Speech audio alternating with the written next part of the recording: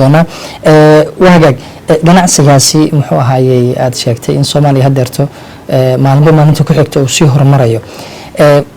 ma jirtaa amaba ganacsiga ma leeyahay istiraatiijiyad hadduu leeyahayna istiraatiijiyada marka qof walba rabo inuu ganacsi furto ma looga baahan yahay inuu istiraatiijiyad amaba yiraahdo qorshe si dadku ay u fahmaan inuu yeesho istiraatiijiyadu waxyaalaha ugu muhiimsan ee ganacsiga uu ku qasban yahay inuu yeesho way maalinta koobaadba haddii maalinta koowaad uunan lahaynna waa inuu yeeshaa isagoo shaqaynaya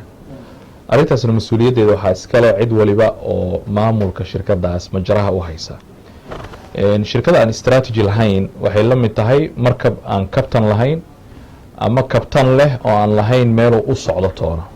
halkaa ay badda intuu iska heebaabo ayuun meel xeeb ka mida u tegi doonaa ama baddan buu isaga wareegan doonaa ganacsiga istiraatiijiga aan lahayn kaa ayuu la mid yahay marka muhiimadda istiraatiijigu ma aha wax lasoo koobi karo ganacsigu si uu ugu guuleysto ahdaaftii loo aas-aasay asal waa inuu yeeshaa istiraatiiji iyo qorsho u sahla adeega macaamiilka gaaritaanka ahdaafta qancinta dadkii sheerka ku lahaa ama originally asalkii aasaasay kambanigaas oo kale intaasna waa in lagu guulay marka istiraatiijiyada simply waxaa la dhihi karaa waa qorshihii guud master plankii oo shirkadu ay lahayd ayaa istiraatiijiyadaas ah istiraatiijiyadu laakiin waxyaabaha lagu qaldaa waxaa ka mid ah qorshe maalmeedka istiraatiiji lama dhaho shirkaduhu waxyaabaha dhibaatooyinka maamulka qaarkood ka haysta waxaa ka mid ah istiraatiijiyada inaan laisla fahamsanayn istiraatiijigu ma aha qorshe maalmeedku istiraatiijigu waa master planka weyn qorshaha weyn ee kambanigan u dejisan wuxuu noqon karaa 10 sano 5 sano 3 sano 20 sano maxaan ay tahay inaan gaarno muddadaas iyada ah 5 sano kadib haddana maxaa noo qorsho ah in laga fikiro macnaha mustaqbalka fog ay istiraatiijiyada in lagu salay ay tahay istiraatiijiyadaas marka la helo guud ayaa iyadii waxaa laga diyaarinayaa istiraatiijiyooyin yaryar oo qorshooyin ah qorshooyinkaas waa qorsho waliba waa inuu qorsho kuu dhiibaa kii mustaqbalka dhow waa inuu kuu dhiibaa kii mustaqbalka dhexe waa inuu kuu dhiibaa mustaqbalka sare shirkadaha qaarkood waxaa arkaysaa 20 sano 10 sano 30 sano ka hor waxyaabihii ay qorshaysteen inay muxuu ahaa iishag ilaa hadda sii wadaan istiraatiijiyadu marka kitaab quraana ma aha way isbedelaysaa duruufta isla bedelaysaa laakiin qof aan istiraatiiji lahayn waxuma bedeli karo marka waxaa wax bedela oo duruufta la qabsada qof markiisa hore intuu wax dejistay kadibna la qabsaday duruuftaas marka 3 qaybooda waaweyn ayay istiraatiijiyada u kala qaybsantaa mid waa corporate-ka oo shirkada weyn muxuu ahaa iishag ayaa iska leh oo jihadii guud weyn midna shirkadaas guud ee weyn businessyada ka midka ah oo ay howlaha ka wado ayaa loo dejiyaa istiraatiijiyooyin midna waxaa weeye businesskaas qaybaha ka midka ah ayaa loo dejiyaa simple example si ay dadku u fahmaan tusaale fudud waxaa noo noqon karaa hadda hormuud oo kale shirkadaha waaweyn oo waddankay ku jirtaa hormuud waxa ay leedahay ganacsiyo tiro badan oo hoos yimaada portfolioheeda hoos yimaada masalan marka la dejinayo arrimahaas guud waa in loo dejiyaa foundationkaas ama dalladaas weyn xagee u socotaa kadib salaam bank istiraatiijiya u baahan yahay hormuud telecom istiraatiijiya u baahanta waxay u baahan tahay wax alla wixii hoos imaanayn istiraatiijiya u baahanta isla qaybahaas dhexdooda sida masalan marketingka ama operationska ama qaybahaas functionska la isku dhaho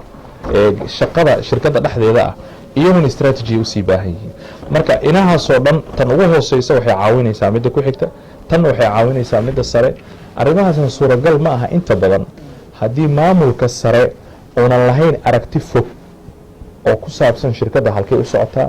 tartanku siduu yahay oo suuqa uunan ka warhayn marka mashaakilka shirkadahan haysta inta badanna waxaa ka mid ah transactional wey haddii si kale loo dhigo nolol maalmeedkaasi ku mashquulsan yihiin waxay rabaan keliya maanta maxaa la helayaa iyadoon lagu xisaabtamaynin 6 bilood iyo sanad iyo kadib qofkan ma arkay si fiican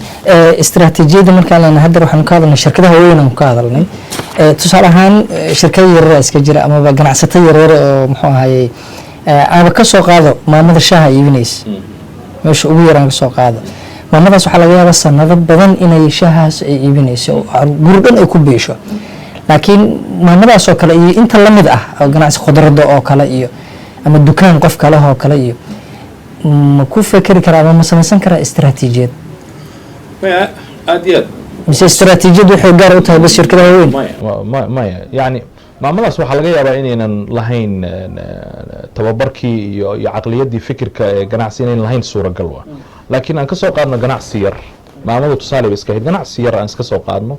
nin wax yar intuu isku aadistay dhowr $100 meel yar wax ka furtay qofka isaga ah haddii uu u fikirayo strategically oo ah si fog hadduu u fikirayo oo ganacsigan ujeedada uu kala yahay aynan ahayn maanta iyo berri keliya waxyaabaha uu ka fikiri kara waxaa ka mid ah maanta waxa uu joogaa halkan siduu ku gaari karaa halkaas sanad kadib siduu hore ugu sii socon karaa marka maamada shaha haddii ay shah gado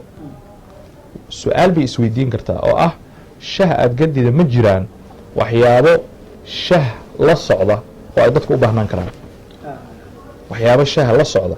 oo shaha marka la cabayo in lala cuno ama lala cabo loo baahanya ma jiraan oo wax soo saarkeedana sare usii qaadi kara oo ku fikiri kartaa hadda masalan starbucks oo kale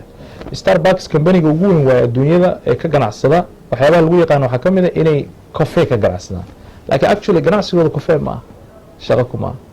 mcdonalds shirkadaha ugu waaweyn ku jirta fast food dadku waxay u haystaan inay ka ganacsato burger iyo fish burger iyo hamburger wax la mid ah ganacsigoodan intaas ma aha Kentucky yani ma ku jiraan hadda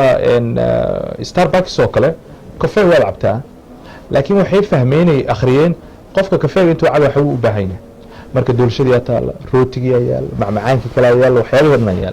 waxaas marka shirkadu waxay soo gelinayaan dakhli aad u tiro badan oo sometimes la mid ah ama ka badan kii kafeega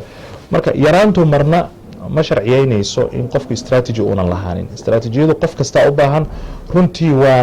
waana baahi shirkad waliba ama cid waliba oo rabta inay mustaqbalka wax ka qabsato ay ku qasban tahay ma aha ikhtiyaar qofku uu dooran karo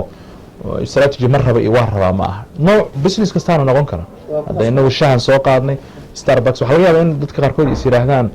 ganacsigaas ani kuma jirin no every industry يعني dhinac kasta isbitaal ha ahaado jaamacad ha ahaado iskuul ha ahaado star ha ahaado coffee يعني meeshu doona ha ahaado qof aanan u baahnayn qorsho shaqeed oo mustaqbalka fog soo kasii fikiraynin adeega macaamiishada kamida macaamiishada inaa qiimeysaa kamida maxay u baahan yihiin sida Alibaba oo kale exactly ha Alibaba yani meeshu ku bilaabay meeshu maanta marayo shaqayso ma laha delivery yar ayuu ugu talagalay qol yar u ahaa laakiin maanta waa arkaysaa hadda data centerska ay leeyihiin iyo muxuu artificial intelligence iyo big data iyo data science ay ku jiraan ma malayn kartid investment ay sameeyeen billions waa waxaasna kuma ayna imaanin strategy la'aan yani guri qol aad ku bilowday laakiin waxaad u baahan tahay in aqli fog oo shaqaynaya in ganacsigu uu helo shirkadaheena inta badan waxyaabaha aan dareemo waxaa ka mid ah inta aan la talinayo maamulka aragtidooda inta badan way gaabanta yani qofku wuxuu ka arkayaa meel dhow wuxuu fiirinayaa sideen ku kordhiyaa saleska sideen muxuu ahaa ishak shaqaalaha productivity-gooda ku saaidiyaa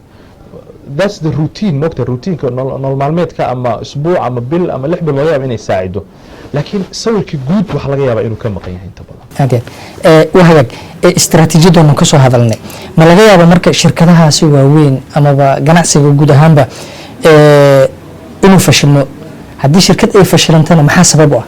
ama uu fashil ku yimaado runtii fashilka shirkaduhu waxa weeye waa wax adduunyada oo dhan haysta mushkilad weeye yani waxay qiyaasaan oo yiraahdaan 10 shirkadood ee aas-aasantaba 9 ka mid ah suuqa ka baxda sanadka ugu horeeya that's a big number marka tiro weyn waa markaa fiiris tiradaas weyn asbaabaha marka keena oo aad u tiro badan yihiin laakiin inta badan waxyaabaha ay sameeyeen researchka waxa uu tilmaamayaa asbaabaha fashilka keena inta badan ee inagu aan u malayno ma aha مثلا lacag la'aan ayaa loo maleeyaa lacag yari ayaa jirta مثلا waxaa ka mid ah fashilka ganacsiga waxyaabaha keeno amni xumada xabadda dhacays waxyaabahaas oo dhan laakiin ma aha meelo aan xabadda ka dhacayn lacagtuna aynan ahayn factor jira oo dhibaato iyo culays una ka jirin ayaa haddana fashilku waxaa lagu leeyahay 9 haddii 10 ka mid ah ay ganacsi samaystaan 9 ka mid ah fashilmaysa asbaabuhu marka waxay isugu soo aruuriyaan inta badan skillska ganacsiga lagu rangareynayo ma jiro xirfadihii ayaa maqan xirfadahaas marka maqan waxay horseedayaan qofkii uunan ka faa'iidaysan karin midda hortaalla mid ka fogna uunan arki karinba marka waxaa imaanaysa isagoo lacag haysta oo atay soomaalida dhihi jireen moogtahay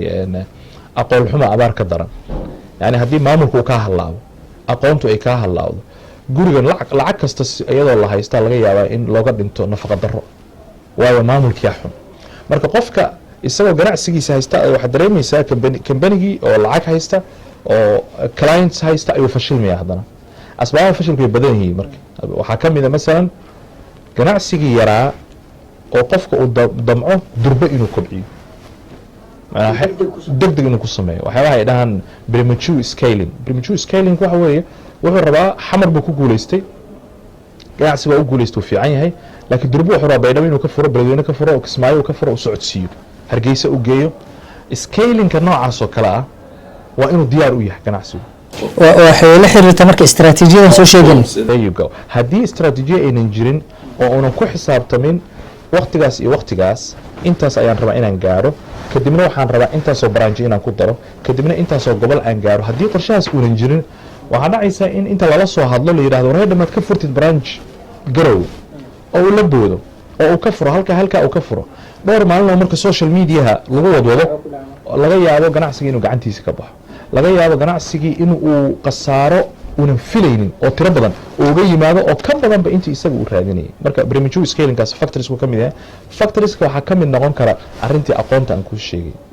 aqoontu waa muhiim qofka ganacsiga abuuraya ugu yaraan waa inuu qaataa training basic ah waa inuu qaataa oo ah ganacsigan muxuu u baahan yahay hadda waxaad arkaysaa mararka qaarkood dad baa noo imaanaya waxay leeyihiin waxaan rabnaa inaan ganacsi hebel furno okay 3 su-aal 4 su-aal oo kala duwan haddaa weydiisid qofka halkaas ku banjarayaa waxba ma hayaba maxaa dhacay wuxuu leeyahay anigu waxaasaan rabaa inaan furo okay aad furtid ma xumo waxaa jira methodology la maro iyo steps in la maro ay tahay intaad wax furin ka hor lacag ha iska bixinin masalan waxaa jira BMC waxa la yidhahdo business model canvas kaas waa 9 areas waaye oo qofka laga fiirinayo ka hor inta uunan maalgelin ganacsiga oo ay ka mid yihiin customerskiisii oo ay ka mid yihiin meesha uu socdo oo ay ka mid yihiin yaa muxuu ahaa ishag lacagta xaguu ka keenayaa qarashaadka xaggay uga baxayaan qofkii oo business modelkiisii fahamsanayn oo customerskiisi aan waxba ka ogeyn ayaa wuxuu lacag ka soo qaadanayaa bangiyada ka mid a fikir baan helu leeyahay meel buu furayaa isagii waxaa kasii koobiyeynaya mid kale isagii mid kale sii qaadaya waxaa arkaysaa marka niyadjabka suuqa inuu aada u tiro badan yahay dhallinyaradina ay arkayaan ganacsi suuqa galay oo fashilmay way ka cabsanayaan marka cabsidaas waxay horseeday in baagamuddadu ay badato waayo cilmigii baa maqan iyo aqoontii ganacsiga lagu aasaasay isku dayadaas qayb ma ka yahay fashilka in shirkadaada ay fashilanto tusaale hadda shirkadan hadeerta ka furtay halkan waxaa la isla shirkadeydii shirkad kale oo magac kale leh inay ii ag furato oo isla waxaan iibinaya iibinaysa marka ma laga yaabo inuu shirkadeeda uu fashil ku yimaado yani mashaakilkana haysta magaalada iyo dalka inta badan ayaa waxaa ka mid ah arrintan koobiga la yidhahdo oo runtii waxba hadda xigmad ku dhisanna ma jirto aniga haddii aan ganacsi rabo inaan furto number 1 waa inay aniga iga timaadaa waa in ay wahay wax aan jeclahoon rabo wax aniga iga soo go-ay waa inay yihiin kadib waa inaan ka fikiraa oo ekaansho maaha waxaan ka fikirayo ganacsi si aan suuqa u galo waa inaan raadiyaa baahi suuqa ka jirta oo aan buuxin karo meel duleysho oo aan buuxin karo baahi aan qofka customerka ka goyn karo inahaas marka aan tallaabooyinka dhinacaas u qaado uma baahni inaan koobiyeeyo qof kale uma baahni inaan ku daydo qof kale oo kale marka waa sax arrinta aad sheegaysa haddii ganacsigaaga ganacsi kale laga agfuro